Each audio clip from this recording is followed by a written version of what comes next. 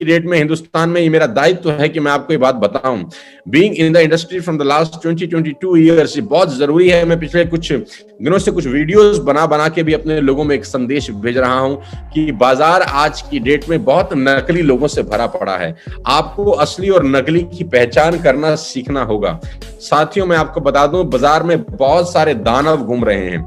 बाजार में बहुत सारे लोग घूम रहे हैं जो आपके पैसे को डबल करने का लालच आपको देंगे कि आप आ जाइए, हम आपके पैसे को दुगना कर देते हैं, आप आ जाइए, हम आपके पैसे को 4 गुना कर देते हैं। किसी ऐसे व्यक्ति के झांसे में मत फंसना, किसी वैसे व्यक्ति के झांसे में मत फंसना जो आपको रातों रात करोड़पति बनाने का सपना दिखा रहा हो, क्योंकि ऐसी बहुत कंपनियां पिछले करीब 15 बरस में मैंने देखी हैं और ऐसे बहुत लोगों को मैंने बर्बाद होते हुए देखा है। क्रिप्टो की आड़ में बहुत सारे लोग अपने अनएथिकल एक्टिविटीज में इन्वॉल्व हैं। मैं आपको एक छोटा सा उदाहरण देना चाहता हूं, आपके रोंगटे खड़े हो जाएंगे। मैं ये बात क्यों बता रहा हूं? ये बात करनी जरूरी है, बेहद जरूरी है, क्योंकि कुछ लोगों को पता ही नहीं होता कि वो गलती से भी कितना बड़ा गलत काम कर रहे हैं। वो अपने साथ न जाने कितने लोगों का भविष्य दांव पे लगा रहे हैं। साथियों, आज से 3 दिन पहले मेरे ऑफिस में एक लड़का आया। आप जान के बहुत हैरान होंगे, आपको बहुत हैरानी होगी, और मैं आपको ये बता रहा हूं, इस बात के साक्षी मेरे ऑफिस के लोग हैं। तो आप जान के हैरान हो जाएंगे कि पहले ही 5 ही मिनट के अंदर वो लड़के ने अपनी सारी की सारी राम कथा मुझे बता दी और मेरे कानों में से धुआं निकल गया। साथियों, वो करीब 10 लाख रुपए के कर्जे में था। कोई क्रिप्टो करेंसी की आड़ में किसी ने उसको फंसाया था 10 लाख रुपए के कर्जे में। आप जान के बहुत हैरान हो जाएंगे, जब उसने पहली बार 10,000 रुपए लगाए थे, पहली बार आदमी 10,000 ही लगाता है, तो उसके 10,000 अचानक अगले ही महीने 20,000 रुपए हो गए। तो बड़ा मोटिवेटेड हुआ, ये तो मजा आ गया। फिर उसने कहीं से अरेंज करके 50,000 रुपया इन्वेस्ट किया। फिर उसका पैसा 50,000 से 1 लाख रुपए हो गया, तो उसको बहुत मजा आया। फिर उसने 1 लाख रुपया इन्वेस्ट किया और उसका पैसा 2 लाख रुपए हो गया, तो उसको और बहुत मजा आया। अब मैं आपको जो बताने जा रहा हूं ना, वो आपके रोंगटे खड़े कर देगा। ये 3 दिन पुरानी कहानी है। उसके पापा नई दिल्ली के अंदर ऑटो चलाते हैं। उसने अपने पापा से 10 लाख रुपए का कर्जा लिया, 10 लाख रुपए का, और पापा को बोला मैं एक बहुत बड़ा बिजनेस करने जा रहा हूं जहां पर हमारी सारी दुख, हमारी सारी तकलीफें, हमारी सारी परेशानियां खत्म हो जाएंगी। और उसके फादर के पास कहीं से पैसे नहीं थे। उन्होंने अपना मकान गिरवी रख के 10 लाख रुपए उठाए और वो 10 लाख रुपए उस लड़के को दे दिए। लेडीज एंड जेंटलमैन, 3 महीने पहले वो 10 के 10 लाख रुपए डूब गए। 3 महीने पहले वो 10 लाख रुपए डूब गए। तो पापा ने बोला अब पैसे कब मिलेंगे? तो उसने बोला अगले महीने।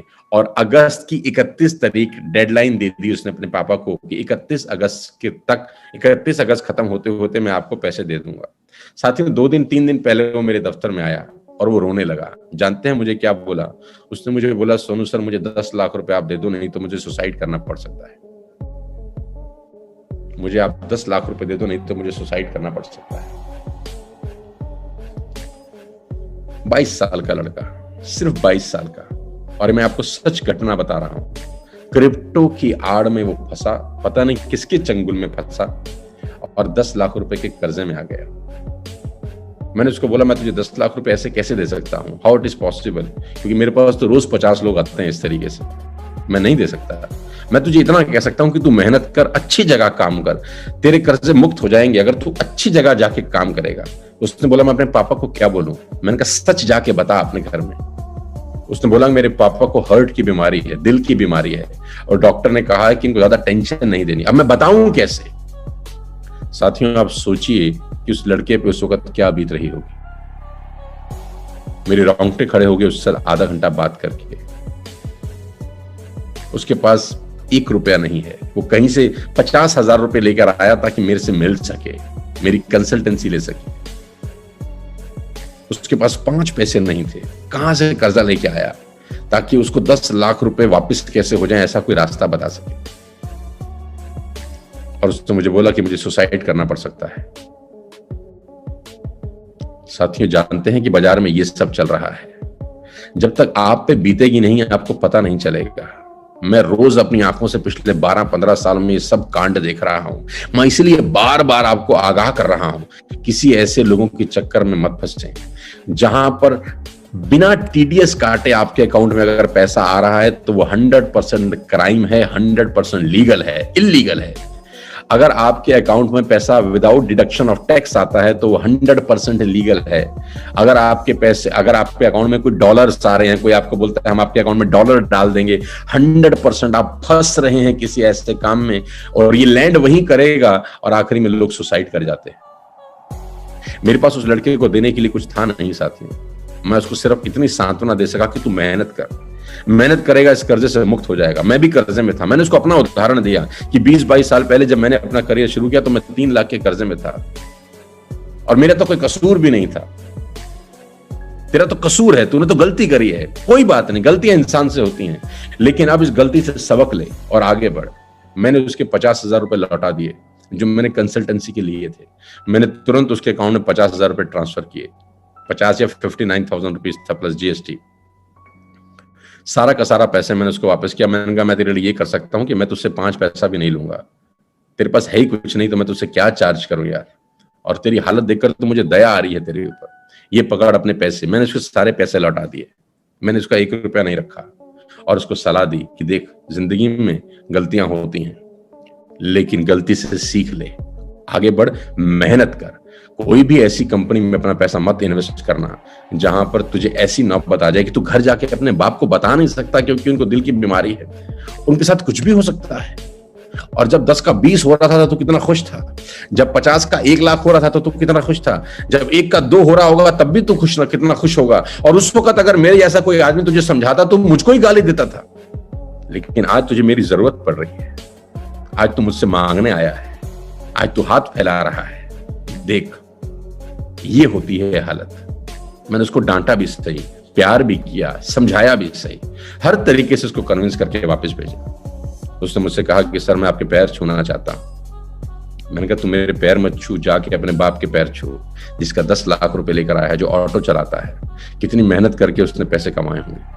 साथियों ये पूरे हिंदुस्तान की कहानी है। ये कहानी सुनाकर मैं सिर्फ आपको इतना बताना चाहता हूं कि ऐसी न जाने कितनी कहानियां हैं जो हम तक पहुंचती ही नहीं है, ऐसी न जाने कितनी ही बातें हैं जो आप तक, मुझ तक नहीं पहुंचती। 8,000 लोग आज मुझे लाइव सुन रहे हैं।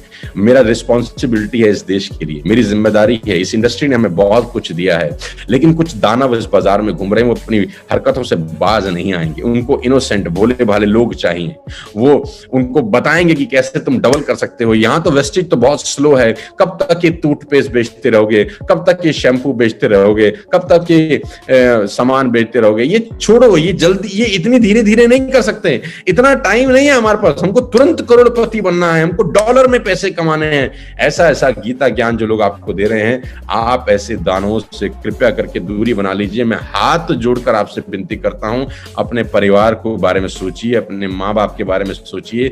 लोग सुसाइड कर रहे हैं हिंदुस्तान में। आप गूगल पे जाइए, मेरी आपसे रिक्वेस्ट है, आप गूगल पे जाके देखिए कि हो क्या रहा है। प्लीज, जहां पर रीपरचेज नहीं होता वो बड़ी कंपनियां फ्रॉड हैं, जहां पर बाइंग सेलिंग नहीं होती वो कंपनियां फ्रॉड हैं, जहां पर TDS नहीं कटता वहां कंपनियां फ्रॉड हैं, जहां GST एप्लीकेबल नहीं है जिस प्रोडक्ट्स पे वो कंपनियां फ्रॉड हैं। हिंदुस्तान के अंदर क्रिप्टो करेंसी की आड़ में बहुत सारे लोगों को बेवकूफ बनाया जा रहा है। मेरी आप सबसे रिक्वेस्ट है कि ऐसे दानवों से दूर रहें, असली और नकली की पहचान जरूर करें। ओपनली मैं आपसे कह रहा हूं, किसी भी कंपनी में जाएं लेकिन एथिकल कंपनी करें, 100% एथिकल बिजनेस करें, और 2 दिन 2 रात में करोड़पति बनने का सपना मत देखिए। धीरे धीरे ही सही एक दिन हम अपने सारी ख्वाहिशों को पालेंगे, धीरे धीरे ही सही कम से कम लीगल बिजनेस करेंगे, एथिकल बिजनेस करेंगे, सर उठा के बिजनेस करेंगे। 2001 फरवरी 5 को मैंने अपना मोबाइल फोन खरीदा। 5 फरवरी 2001 को मेरे पास मोबाइल फोन था और मैंने पहले दिन एक जो नंबर खरीदा, आज 1 सितंबर 2022 को मेरे पास वही मोबाइल नंबर है। वही मोबाइल नंबर है। 21 साल से मेरा घर हिंदुस्तान में हर आदमी जानता है, मेरा दफ्तर आज हिंदुस्तान में हर आदमी जानता है। एथिकल बिजनेस करने में आप सर उठा के फक्र के साथ काम कर सकते हैं। मेरी आपसे रिक्वेस्ट है लेडीज एंड जेंटलमैन, ये वो लोग हैं जो हर 3 महीने में, हर 6 महीने में अपना फोन बदल लेंगे, किराए के मकान पे रहते हैं, किराए का मकान बदल लेंगे, मिलेंगे नहीं, नंबर ऑफ हो जाएंगे और पुलिस आपके दरवाजे पर खड़ी होगी। मैं आपको न जाने कितनी कंपनियों के नाम बता सकता हूं, आप गूगल पे जाइए, आपको हजारों कंपनियों के नाम मिलेंगे जिन्होंने फ्रॉड किए हैं और फ्रॉड करके लोगों का गाड़ी खून पसीने की कमाई लेकर भाग गए हैं। मैं यहाँ नाम नहीं ले सकता, मैं भी आपको व्हाट्सएप कर रहा हूं बहुत सारे स्क्रीनशॉट इस मीटिंग के बाद। मेरी आपसे रिक्वेस्ट है, मैं अपने आखिरी सांस तक लोगों को गलत नहीं करने के लिए प्रेरित करता रहूंगा कि गलत नहीं करना है। 2 रोटी कम खा लेंगे चलेगा यार, नमक से खा लेंगे चलेगा यार, लेकिन अनएथिकल कुछ भी नहीं करेंगे। न जाने कौन आदमी कहां से उधार मांग के आपको पैसा दे देगा यार, न जाने कौन सा आदमी आपसे उधार कहीं किसी को झूठ बोल के लाएगा पैसा और कल को बद्दुआएं देगा। बद्दुआएं कभी नहीं लेनी चाहिए। लीगल बिजनेस करिए, एथिकल बिजनेस करिए। आपने किसी से 20 रुपए लिया, उसको साबुन दे दिया, वो खुश है यार। आपने किसी से 50 रुपए लिया, उसको टूथपेस्ट दे दिया, वो खुश है यार। आपने किसी से 100 रुपए लिया, उसको शैम्पू दे दिया, वो खुश है। एथिकल बिजनेस है यार कि आप जो पैसा ले रहे हैं उसका प्रोडक्ट आप उसको वापस कर रहे हैं, उस पर जीएसटी लग रहा है, इनकम के ऊपर टीडीएस लग रहा है। This is called ethical legal business. That's why I am doing it.